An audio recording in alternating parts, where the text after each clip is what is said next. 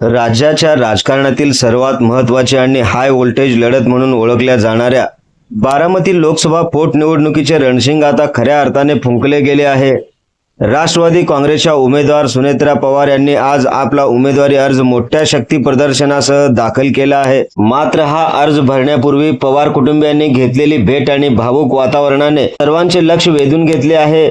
पाहुयात बारामतीमधून आमचा विशेष रिपोर्ट फक्त NGTV मराठी न्यूज चॅनलवरती। काय आहे ही बातमी सविस्तरपणे जाणून घेण्यासाठी आपण जर पहिल्यांदाच NGTV मराठी न्यूज चॅनलवरती आला असाल तर नक्की सबस्क्राइब करा। नमस्कार, मी बंदगी NGTV मराठी न्यूज चॅनलमध्ये तुम्हा सगळ्यांचं सहर्ष स्वागत करतोय।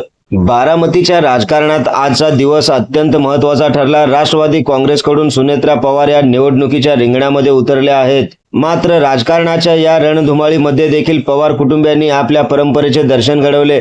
उमेदवारी अर्ज भरण्यापूर्वी सुनेत्रा पवार यांनी उपमुख्यमंत्री अजित पवार यांच्या विचारांचे आणि कार्यांचे केंद्र असलेल्या विद्या प्रतिष्ठानास भेट देखील दिली। यावेळेस त्यांच्या सोबत त्यांचे पुत्र पार्थ पवार आणि जय पवार हे देखील उपस्थित होते। सुनेत्रा पवार यांनी अजित पवार यांच्या समाधीस्थळी जाऊन अत्यंत भावुक वातावरणात आदरांजली वाहिली। आपल्या पतीच्या स्मृतींना उजाळा देत त्यांचे आशीर्वाद घेऊनच त्यांनी पुढील राजकीय प्रवासाचे पाऊल उचलले आहे। अजितदादांच्या अनुपस्थितीमध्ये ही निवडणूक लढवत असताना त्यांच्या विचारांचा वारसा पुढे नेण्याचा निर्धार यावेळी पवार कुटुंबियांच्या चेहऱ्यावर स्पष्टपणे दिसत होता। समाधी स्थळाचे दर्शन घेतल्यानंतर सुनेत्रा पवार यांचा ताफा तहसील कार्यालयाकडे रवाना झाला। यावेळी बारामतीमधील राष्ट्रवादी काँग्रेसचे कार्यकर्ते मोठ्या संख्येने उपस्थित होते। अजितदादांचा विजय असो आणि सुनेत्रा वहिनी पुढे चला, आम्ही तुमच्या सोबत आहोत अशा घोषणांनी संपूर्ण परिसर दणाणून गेला होता।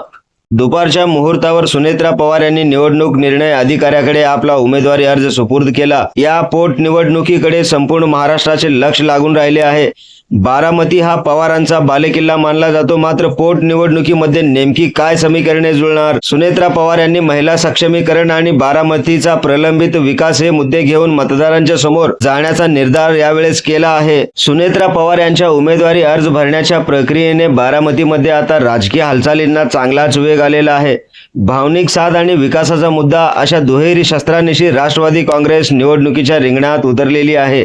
आता बारामतीचे मतदार कोणाच्या पारड्यात आपले मत टाकतात हे येणाऱ्या काळात स्पष्ट होईल।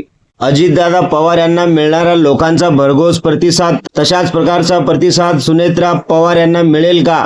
तुम्हाला काय वाटतं ते कमेंटद्वारे सांगायला विसरू नका। तसेच आपल्या हक्काच्या NGTV मराठी न्यूज चॅनलच्या सर्व सोशल मीडिया हँडल्सना आताच लाईक करा, शेअर करा, कमेंट करा, सबस्क्राइब करा। सगळ्यात महत्त्वाचं म्हणजे बेल आयकॉन बटन दाबायला विसरू नका, जेणेकरून आपल्या भागातील देश विदेशातील सर्व ताज्या घडामोडी सगळ्यात आधी आपल्यापर्यंत पोहोचवल्या जातील। ब्युरो चीफ निजामशाह शेख सोबत बंदगी NGTV मराठी न्यूज सोलापूर।